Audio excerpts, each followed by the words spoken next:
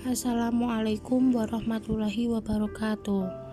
Kami dari kelompok 5 yang beranggotakan saya sendiri, Az-Zahuratul Aini, Hasanatul Istiqomah, dan Arina Manasikana, mata kuliah evaluasi program pendidikan.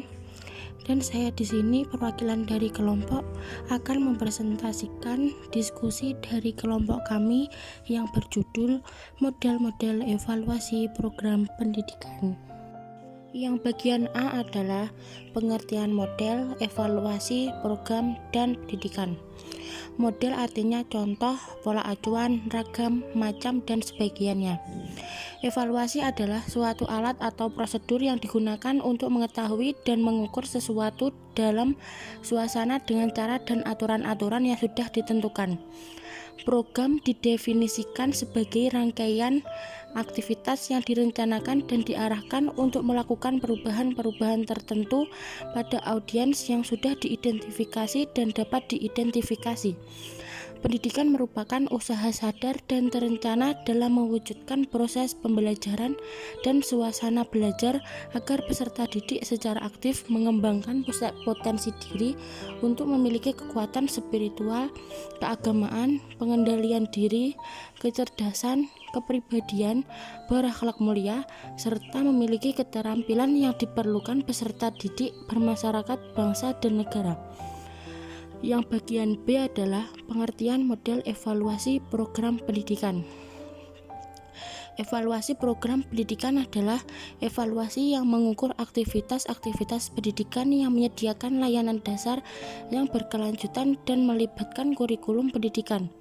Model-model evaluasi program pendidikan adalah contoh atau pola acuan suatu proses penilaian dalam mengumpulkan dan menganalisis untuk menentukan taraf kemajuan suatu aktivitas di dalam pendidikan guna menetapkan pencapaian suatu tujuan baik untuk pendidik dan peserta didik.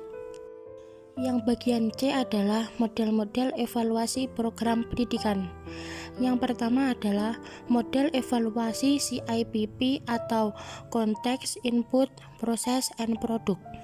Model ini dikembangkan oleh Daniel Stavly-Bims pada tahun 1965. Model CIPP berpijak pada pandangan bahwa tujuan terpenting dari evaluasi program bukanlah membuktikan to prove, melainkan meningkatkan to improve. Yang kedua adalah model evaluasi CSI-UCLA. Model evaluasi CSI-UCLA menekankan pada 5 tahap yang dilakukan, yaitu perencanaan, pengembangan, implementasi, hasil, dan dampak. Yang ketiga adalah model evaluasi Mead-Viseel dan Michel. Model Mead-Viseel dan Michel dapat digunakan oleh guru dan evaluator program. Yang keempat adalah model evaluasi Profus atau diskrepensi model. Model ini dikembangkan oleh Malcolm Profus. Model ini berasumsi bahwa untuk mengetahui kelayakan suatu program, evaluator dapat membandingkan antara apa yang seharusnya diharapkan terjadi atau standar dengan apa yang sebenarnya terjadi atau performance. Yang kelima adalah model evaluasi Sticks atau Soundiness model. Model ini dikembangkan oleh Robert E. Sticks. Sticks merupakan adalah suatu dasar kegiatan dalam evaluasi, yaitu description dan judgment. Model ini juga menekankan bahwa pendekatan kualitatif naturalistik. Yang keenam adalah model evaluasi formatif summatif. Model ini dikembangkan oleh Michel Scarvens. Evaluasi formatif digunakan untuk memperoleh informasi yang dapat membantu memperbaiki program. Evaluasi formatif dilaksanakan pada saat implementasi program sedang berjalan. Yang ketujuh adalah model evaluasi Kirkpatrick. Model evaluasi ini dikembangkan oleh Kirkpatrick. Evaluasi terhadap program pelatihan mencakup 4 level evaluasi, yaitu yang pertama reaction, learning, behavior, dan result. Yang kedelapan adalah model evaluasi Brinkerhoff.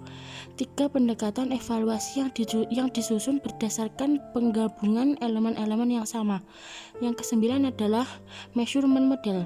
Model ini diterapkan dalam proses penilaian untuk melihat dan mengungkapkan perbedaan-perbedaan individual maupun perbedaan-perbedaan kelompok dalam hal kemampuan serta minat dan sikap. Yang ke-10 adalah goal-free evaluation approach. Model ini dikembangkan oleh Michel Chervin. Model evaluasi bebas tujuan maksudnya bahwa para evaluator mengambil dari sebagai laporan konkret dan pengaruh-pengaruh yang tidak diinginkan dalam program pendidikan. Yang ke-11 adalah goal-oriented evaluation model. Model ini dikembangkan oleh Taylor.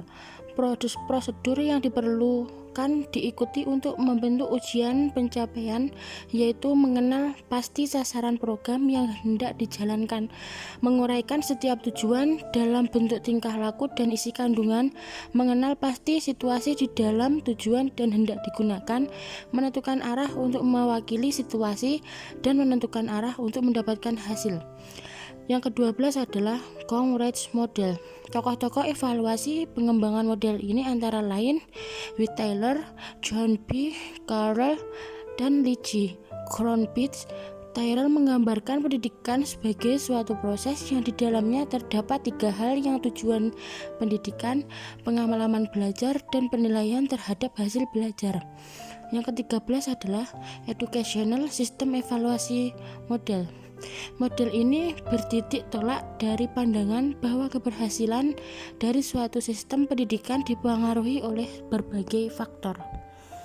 Yang ke-14 adalah evaluasi model wheel atau roda. Model evaluasi ini berbentuk roda karena menggambarkan usaha evaluasi yang berkaitan dan berkelanjutan dan suatu proses ke proses selanjutnya.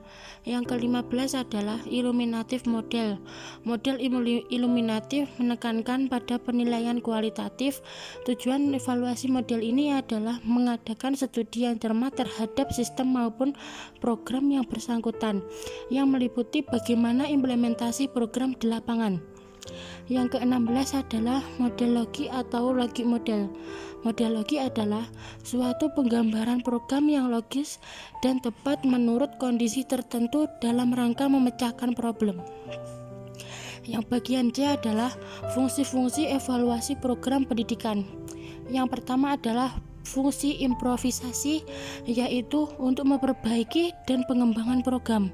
Yang kedua adalah fungsi generalisasi, yaitu untuk menyimpulkan keberhasilan program secara keseluruhan. Yang ketiga adalah fungsi diagnostik, yaitu untuk mendiagnosis kesulitan, kelemahan, dan kekurangan program yang telah dilaksanakan secara faktor-faktor yang melatar belakangannya. Yang keempat adalah fungsi akreditasi, yaitu untuk menilai kelayakan program dalam suatu pendidikan berdasarkan kriteria yang telah ditetapkan. Yang bagian D adalah prinsip-prinsip evaluasi program pendidikan. Yang pertama adalah komprehensif, yang kedua adalah komparatif, yang ketiga kontinu, yang keempat objektif, yang kelima berdasarkan kriteria yang valid, yang keenam fungsional, yang ketujuh diagnostik. Yang bagian E adalah ruang lingkup evaluasi program pendidikan. Yang bagian A adalah desain program pembelajaran, B implementasi program pembelajaran, dan yang terakhir adalah hasil program pembelajaran. Yang bagian F adalah karakteristik evaluasi program pendidikan. Yang pertama, strategis, yaitu memberikan prioritas terhadap program-program yang penting, besar, serta memiliki manfaat dan dampak positif yang besar.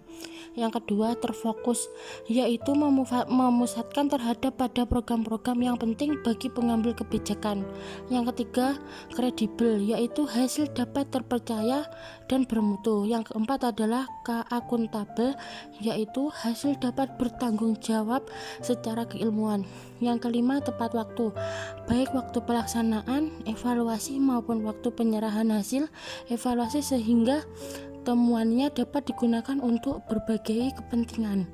Yang keenam adalah bermanfaat, yaitu hasil dapat dimanfaatkan untuk menilai kelayakan dan keefektifan program, membantu memaksimalkan kegunaan sumber daya yang terbaik, dan memberikan input untuk desain program yang akan datang. Yang bagian G adalah tujuan evaluasi program pendidikan. Yang pertama, membuat kebijakan dan keputusan. Yang kedua, menilai hasil yang dicapai para peserta didik. Yang ketiga, menilai kurikulum. Yang keempat, memberi kepercayaan kepada sekolah. Yang kelima, memonitor dana yang telah diberikan. Yang terakhir, memperbaiki materi dari program pendidikan. Bagian H adalah manfaat evaluasi program pendidikan. Yang pertama, memberikan masukan apakah suatu program dihentikan atau diteruskan. Yang kedua, memberitahukan prosedur mana yang perlu diperbaiki. Yang ketiga, memberitahukan strategi atau teknik yang perlu dihilangkan atau diganti. Yang keempat, memberikan masukan apakah program yang sama dapat diterapkan di tempat ini. Baik, itu tadi adalah hasil pemaparan materi dari kelompok kami. Terima kasih. Wassalamualaikum warahmatullahi wabarakatuh.